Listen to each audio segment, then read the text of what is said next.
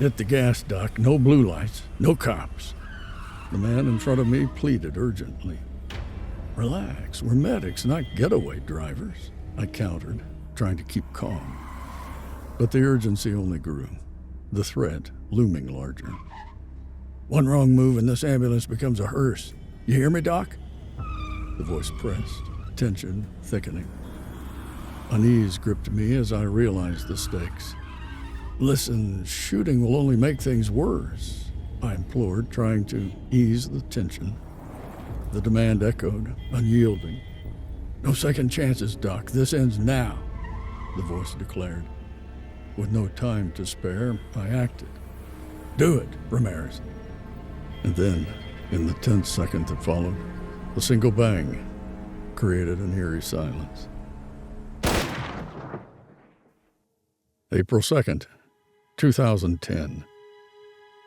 The clock tower croaked 11, its mournful toll swallowed by the oppressive silence. Crickets chirped, oblivious to the tension clinging to the air like humidity.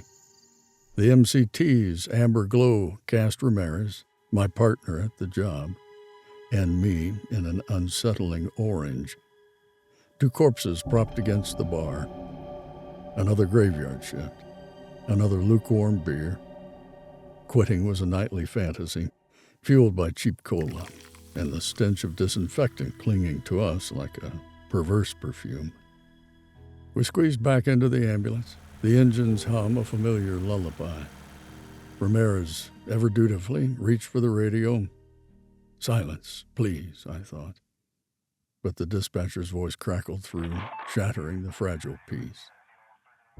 Unit 12 reported burn victim, 1701 Main Street, apartment 3B, male, 30s, arm burns.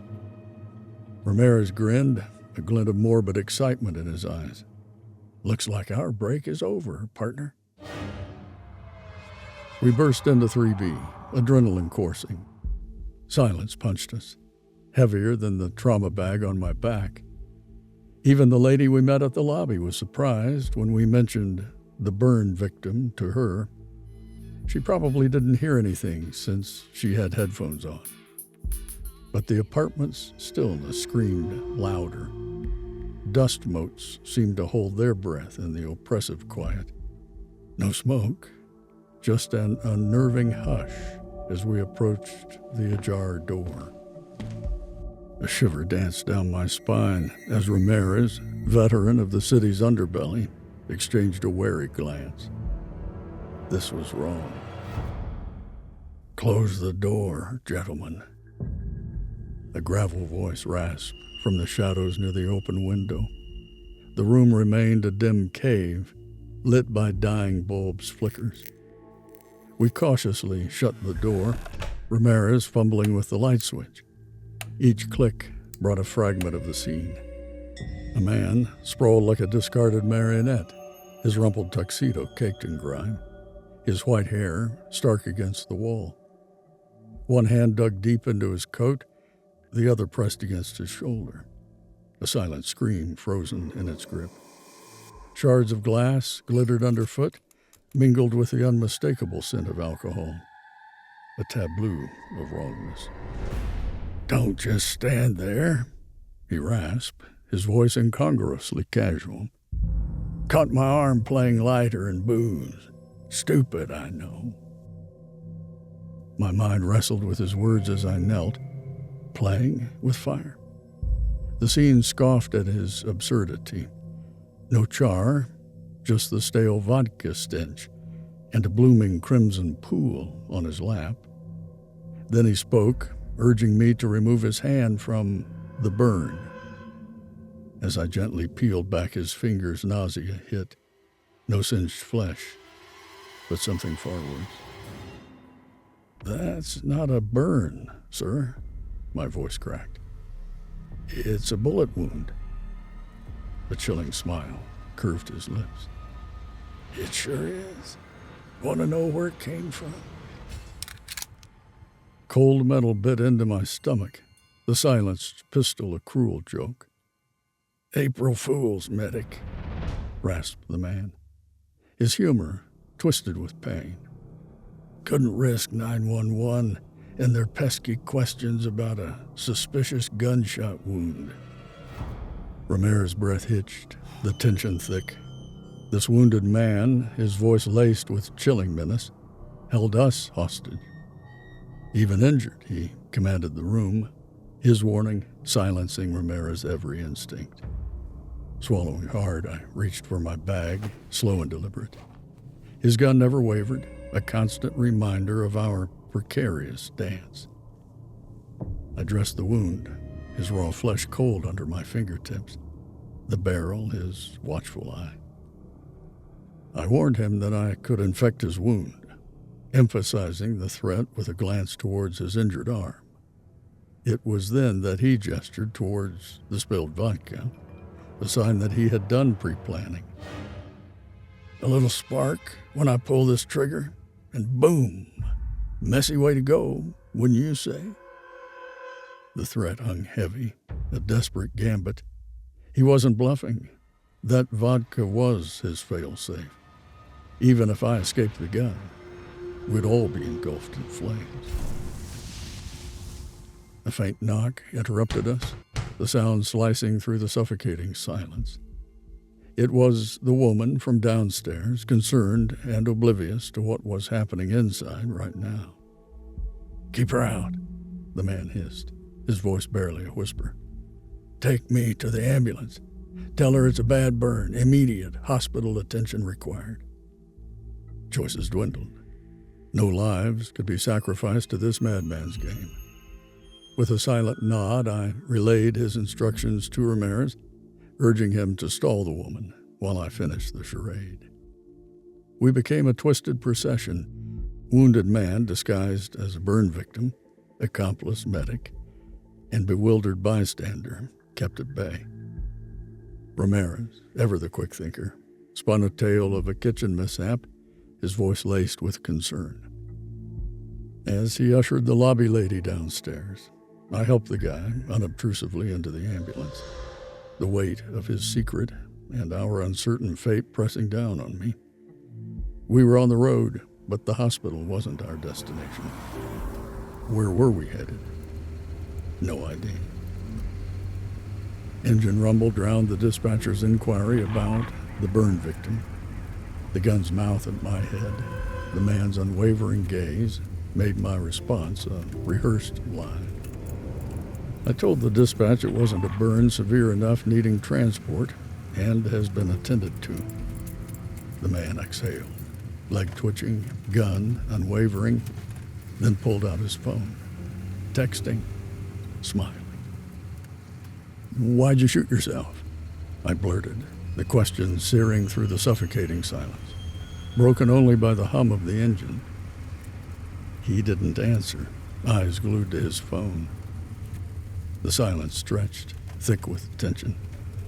Finally, a chilling amusement laced his voice. "Self-inflicted. Medic, you seem to think this little thing," he said, rubbing the gun while pointing at me, "is responsible for my keepsake." Confusion creased my brow. "But you just implied." "Relax, Medic," he chuckled, the sound devoid of humor. "I wouldn't be talking if I'd shot myself. This," he waved the gun, "it's a relic from a past life, let's say." Unnerving serenity for a hijacked ambulance. He tapped his phone casually. My initial suspicion was wrong. No self-infliction. "Markey, you see that in the back?" Ramirez's voice crackled. "Black SUV tailing us 15 minutes. Not a coincidence." The man's growl shattered the calm. A glance back confirmed his fear. A black behemoth, hungry headlights slicing the night, stalked them like prey. Stopping wasn't an option. 1 a.m. tailors rarely meant well, but the man's shift was even more unsettling. The playful facade vanished, replaced by burning rage. "Damn it," he spat, desperation raw. The gun, no longer at my head, was now pointed at Ramirez. "Step on it, Medic. Don't you even think about slowing down." Ramirez's knuckles bled white on the wheel, mirroring the terror gripping him. Even the damn panic button was useless, requiring a steady press to activate. With Ramirez vibrating himself silly, we were officially screwed. The man's reaction was clear. Whoever hunted him lurked beneath those headlights, and fear had him in overdrive. Playing hero felt risky, but the alternative, a hostage situation with a jittery gunman wielding his weapon like a deranged actor, was worse. One swerve at his mercy, and we'd be smeared across the asphalt. Not exactly the fiery finale I envisioned. Compared to the potential apartment inferno, this almost felt quaint. "Fannin, south," he choked, eyes darting like a trapped animal. "Just get me there." Fannin south. My stomach lurched. Not just any address. It was a bustling train station, teeming with potential collateral damage. Dropping this human bomb there felt like handing a toddler a lighter near a gas can. The weight of that responsibility, the innocent lives at stake, pressed down on me.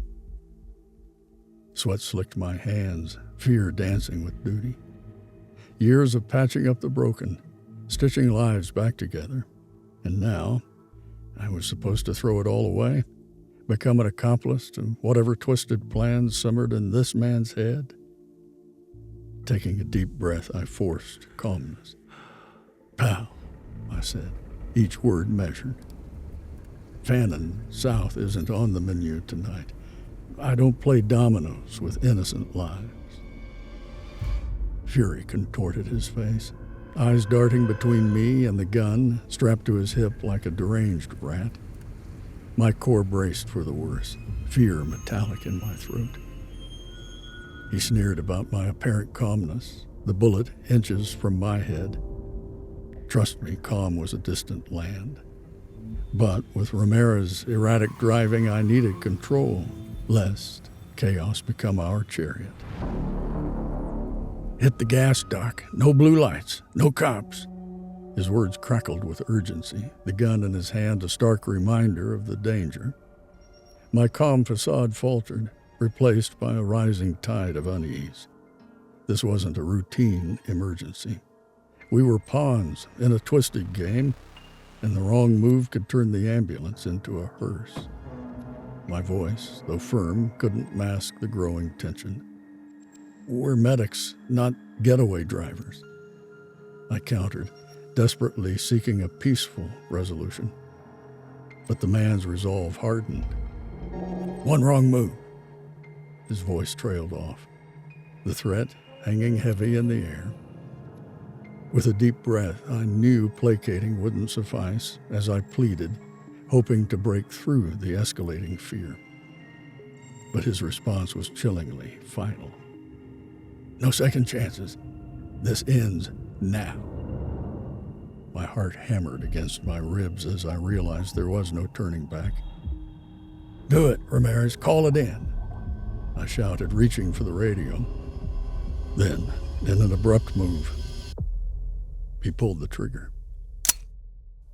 Blinking open an eye, I braced for blinding white light and celestial choirs. Nope, same grim scene. Gun aimed at me, Ramirez driving, and suffocating silence broken only by the engine's hum. Then, something bizarre. A tear tracked down the man's cheek. His once menacing face, now defeated. He lowered the gun, cradling it, and I dared to inhale. He pulled the trigger, but no deafening bang, just a metallic click echoing in the confines. "Who am I kidding?" he muttered, a mix of self-loathing and relief lacing his voice. "Shoot someone. I'd rather puke." My brain did a double take. This manipulator just confessed squeamishness about killing. Sick joke. The air already bristled with tension, and now this? An SUV was on our tail, the threat far from over. Yet here we were, hostage to a murderer wannabe with weak stomach muscles. His demands had morphed into desperate pleas, begging us to ditch him at Fannin South. He also, weirdly, wanted to avoid cops, both for him and the SUV. This was my chance to crack his facade, now stripped bare and trembling. His next words were a bombshell. "The gun's a prop," he rasped, voice unsteady. "From a play. Theater, you know. Not exactly a shining star." Ramirez, uncharacteristically silent, finally blurted, "So you're telling us a washed-up actor held us hostage?" "Something like that," he mumbled. "Needed a way out of Houston fast. Those SUVs, they follow until you're gasless and done for. Thought the gun." He trailed off, choked with emotion. That's when he mentioned Sunbelt Centers. When I asked him why those SUVs were after him. "The band?" I asked, curious. A grim shake of his head sent shivers down my spine. "Not the band, the real ones." As a paramedic, I'd seen the aftermath of their twisted games far too often. The morgue was filled with their victims. His voice trembled as he revealed his story. A bit-part actor in a local Sleeping Beauty, he had witnessed the lead actress die on stage after biting into a poisoned apple. Real poison, not a prop. Believing it was part of the act, he had seen them tamper with it. He had become a witness, entering protection and bouncing around Texas. But a fresh start turned sour with anonymous threats and watchful black cars. Tonight, a bullet through his window confirmed his fears while he was having a drink in his apartment. He urgently pleaded, "No cops, no trust." Suspecting a leak to the police, he believed they were the reason he kept getting caught. With corruption possibly seeping through every level of law enforcement, involving them seemed too risky. His only chance was to vanish before anyone could find him again. Pity gnawed at me. Despite everything, I couldn't help but feel a sliver of empathy for the man. He was caught in a deadly game, a pawn sacrificed on a twisted chessboard. But my hands were tied, entangled with shady agencies and stalked by ominous SUVs. He was beyond my help. Handing him to the police, even with the risk of incarceration, seemed like the safest option. Yet he adamantly refused, clinging to a distrust of authority that bordered on paranoia. All he craved was to reach Fannin Station, a desperate plea I couldn't ignore. With a heavy heart, I instructed Ramirez to floor it, aiming for the congested highway toll booth. The swarm of vehicles, I hoped, would act as a shield, deterring the pursuing SUVs. It worked. As we merged onto the highway, the ominous presence in our rearview mirror vanished, taking a different turn. Perhaps the bustling traffic wasn't their preferred hunting ground, unlike the deserted outskirts we'd traversed. We reached Fannin Station in an unsettling silence. The man disembarked, a mixture of fear and gratitude etched on his face. He pressed the fake gun, his prop from the ill-fated play, into my hand. "No more need for this," he muttered, his voice raspy. "This act is over." We watched him disappear into the throng of people, a sense of unease lingering in the air. We waited, anticipating any potential fallout, but the silence remained unbroken. Returning from that harrowing night, the adrenaline slowly ebbed, leaving behind a profound exhaustion. For weeks, strange encounters with men in ill-fitting suits plagued us. Their inquiries veiled threats about a special someone. We denied their accusations with practiced ease. the memory of the ordeal, a heavy burden we shared. Amidst it all, a subtle shift seemed to ripple through our interactions with certain officers, their glances carrying an unfamiliar weight. But perhaps it was merely my imagination, strained from the constant tension of those uncertain days. The memory of that night lingered, a stray cat in the alleyways of my mind.